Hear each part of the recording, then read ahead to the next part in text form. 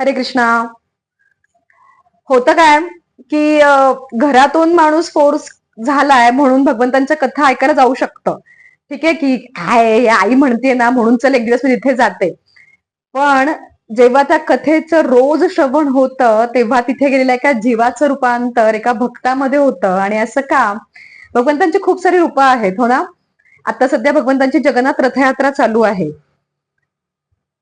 भगवंतांचं हे जगन्नाथ रूप आपण जेव्हा बघतो ज्याच्यामध्ये भगवंतांचे हातपाय पूर्णपणे आकुंचन पावलेले आहेत, भगवंतांचे डोळे, भगवंतांचं नाक, भगवंतांचे कान अगदी मोठ्या स्वरूपात आहेत, तेव्हा ते रूप आपण पहिल्यांदा जेव्हा बघतो तेव्हा असं वाटतं असं काय रूप आहे, म्हणजे असे काय तिथे भगवंत.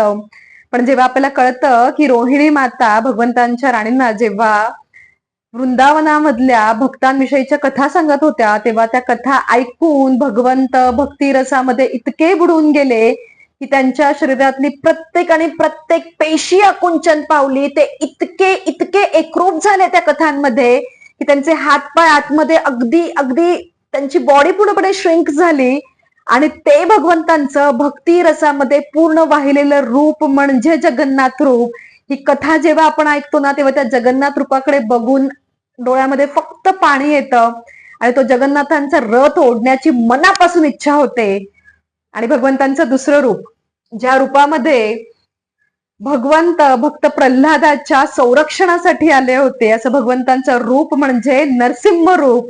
ज्याच्यामध्ये भक्त प्रल्हादांना जेव्हा हिरण्यकश्यपूने खूप त्रास दिला तेव्हा भगवंतांना ते सहन झालं नाही की माझ्या भक्ताला इतका त्रास दिला जातोय. पण हिरण्यकश्यपूला ब्रह्मदेवांकडून वर मिळाला होता, त्या वराचं पूर्ण हरण करून भगवंतांनी असं रूप घेतलं की भगवंतांनी त्याचा शेवट केला. पण ते नरसिंह रूप इतकं अकरा विक्राळ होतं आणि ते रूप जेव्हा आपण बघतो तेव्हा असं वाटतं बापरे केवढे क्रोधित झालेत भगवंत.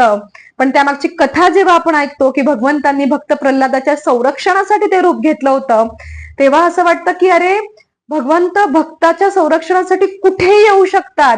भगवंत भक्ताच्या हाकेला धावून येतात तेव्हा तेच नरसिंह रूप आपल्याला प्रिय होतं. म्हणतात ना कधी पण घाबरायला झालं, कधी पण असं झालं की आता मला काय करावं सुचत नाही पण खूप खूप थरथर कापायला होत आहे तर लगेच नरसिंह भगवंतांचं स्मरण करावं. जेव्हा असं वाटतं की मला खूप प्रेमाची गरज आहे, मला एखादी गोष्ट खूप मनापासून हवी आहे तेव्हा जगन्नाथांना ते मागावं. अशी प्रत्येक वेगवेगळ्या रूपाची महती ही आपल्याला कथांमधून कळते. म्हणून कथा ऐकाव्यात कारण कथांमध्ये खरे भगवंत कळतात आणि कथांच्या मार्फत आपल्याला भगवंतांचे भक्त कळतात, त्यांचा भक्तिभाव कळतो आणि भगवंतांनी त्या भक्तिभावासाठी काय काय गोष्टी केल्या त्या आपल्याला कळतात. आणि या कथांचं जेव्हा आपण कंटिन्यू स्मरण आणि श्रवण करत असतो तेव्हा आपल्यालाच कळत नाही की हा एक सामान्य अगदी म्हणजे अगदी सर्वसामान्य जीव कधी त्या भक्ती मार्गात पुढे पुढे जायला लागला. कारण ते प्रेम ना वाढत जातं.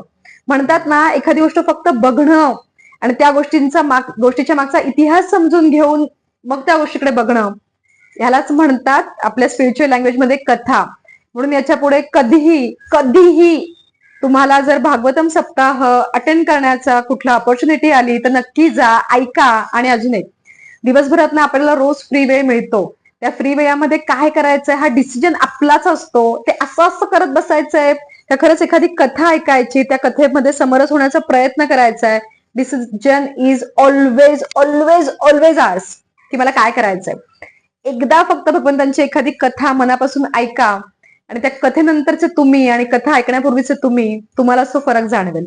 आणि तुमच्या मार्फत अशा काही काही गोष्टी घडतील ना की असं वाटेल इज इट मी. ही जादू आहे कथेमध्ये. म्हणून कथांचं श्रवण आणि कथांचं चिंतन नेहमी करावं कारण कथांच्या मार्फत दिसणारे भगवंत, समजणारे भगवंत काहीतरी वेगळेच आहेत. तुम्हाला जर हा आपला व्हिडिओ आवडला असेल या आपल्या चॅनलच्या मार्फत मी ज्या काही गोष्टी सांगते त्या आवडत असतील तर आपल्या चॅनलला प्लीज सबस्क्राईब करा, शेअर करा आणि लाईक करा. हरी हरी बोल.